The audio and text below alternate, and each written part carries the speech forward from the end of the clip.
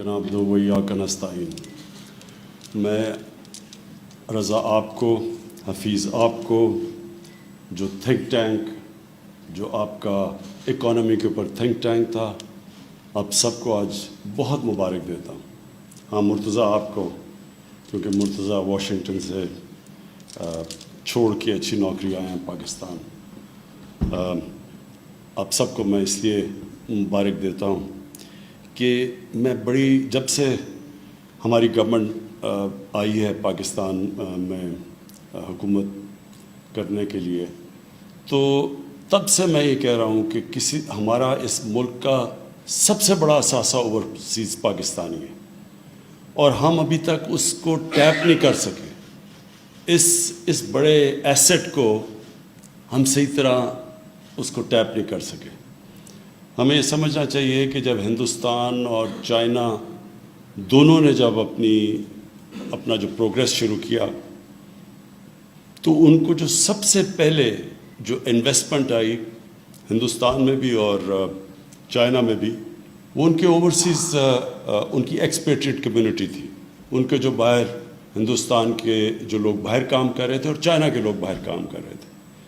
تو ہم نے جس طرح اس ٹیلنٹ کو، ہمیں جو اثاثے کو پاکستان میں جس طرح ہمیں ان کو لانا چاہیے تھا، اور نیشن بلڈنگ میں جس طرح انہوں نے ہماری مدد کرنی تھی، وہ بدقسمتی سے ابھی تک نہیں ہوئی۔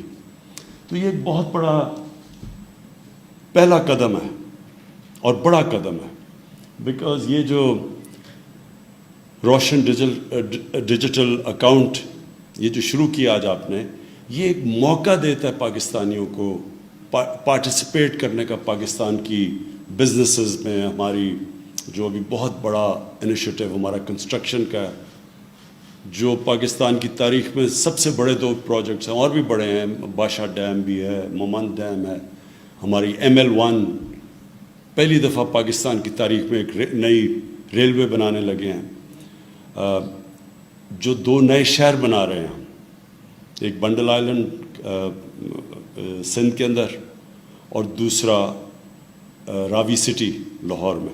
یہ بہت میگا پروجیکٹس ہیں۔ ان سب میں ہمیں اوورسیز پاکستانیز کو ہم نے پارٹیسپیٹ کروانا ہے، انہوں نے شرکت کرنی ہے اس میں۔ ابھی حفیظ نے آپ کو بتایا کہ پاکستان کے چیلنجز کیا تھے۔ چیلنجز پاکستان کے سب سے بڑے یہ ہے کہ ہمارے اتنے قرضے چڑھے ہوئے ہیں کہ ہم جتنا بھی پیسہ اکٹھا کرتے ہیں، تقریباً آدھا چلا جاتا ہے قرضوں کی قسطوں کے اوپر۔ تو جو ملک کے لیے پیسہ بچتا ہے وہ کافی نہیں ہے۔ تو اس کا صرف ایک ہی طریقہ ہے کہ ہم ویلتھ کریشن کریں، ہم اپنی ملک کے اندر اکنامک ایکٹیویٹی اتنی کریں کہ ہمارے پاس پیسہ اتنا آ جائے کہ ہم یہ قرضے واپس کر سکیں۔ تو اس کے لیے بھی یہ جو ہمارا کنسٹرکشن کا پورا پیکیج ہے، اس کا مقصد ہی یہ ہے کہ یہ جو 2 بڑے شہر ہیں، اس میں اتنی زیادہ اکنامک ایکٹیویٹی ہو، کیونکہ کنسٹرکشن میں جیسی شروع ہوتی ہے 30 ریلیٹڈ انڈسٹریز ہیں جو کہ ایک دم چلنی شروع ہو جاتی ہیں۔ تو اس سے جو سارا اکانومی کا پہیہ چلے گا، اس سے انشاءاللہ جو ہماری ریونیوز بڑھیں گے، ویلتھ کریٹ ہوگی، اور انشاءاللہ اس سے پھر ہم قرضے واپس کرنے کی ابیلٹی رکھیں گے، ہمارے پاس صلاحیت ہوگی۔ اور دوسرا جو ایشو انہوں نے بات کی وہ یہ کہ اس ملک میں جو ہماری جب گورنمنٹ آئی تو سب سے بڑا ٹریڈ گیپ تھا، امپورٹ اور ایکسپورٹ کے اندر $40 ارب کا گیپ تھا۔ ہم $20 ارب کی ایکسپورٹ کر رہے تھے اور $60 ارب کی امپورٹ کر رہے تھے تقریباً۔